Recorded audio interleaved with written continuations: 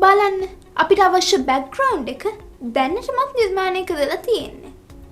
අපිට දැන් ඉහළට යවන්න රොකට් එකක් අවශ්‍ය වෙනවා. අපි මේ රොකට් එක බෑග්ග්‍රවුන්ඩ් එක මතට අදගමු.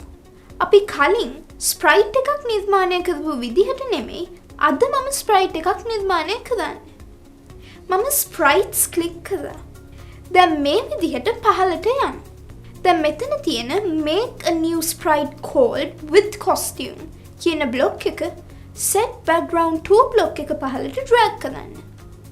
මොකද්ද මේ බ්ලොක් එක? ඇයි අපි ස්ප්‍රයිට් එකක් නිර්මාණය කරන්න මේ බ්ලොක් එක යොදාගන්නේ? මේකෙදි අපිට පුළුවන් මේ ස්ප්‍රයිට් එකට නම ලබා දෙන්න.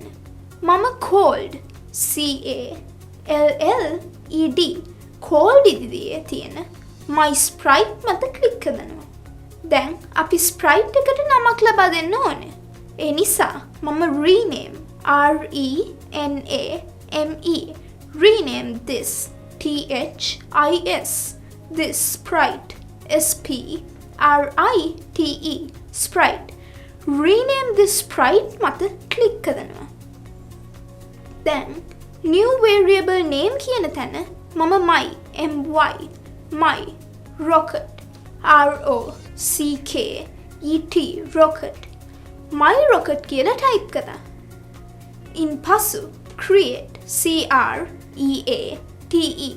create මත ක්ලික් කරන්න. දැන් මේ costume ඉදිරියේ තියෙන පුංචි තලේ ක්ලික් කරලා rocket එක තෝරන්න. අපි මේකෙදි අලුත් ස්ප්‍රයිට් එකක් නිර්මාණය කරා. ඒ ස්ප්‍රයිට් එකේ නම my rocket. costume එක තමයි rocket එක.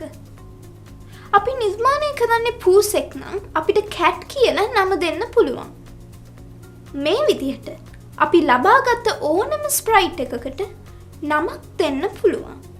අපි කලින් නිර්මාණවලදී make new sprite at block එකේ භාවිතා කරපු ස්ප්‍රයිට් එකේ රූපය තමයි ඒ ස්ප්‍රයිට් එක භාවිතා කරලා නිර්මාණය කරන හැම විධානයකටම ගන්නෙ.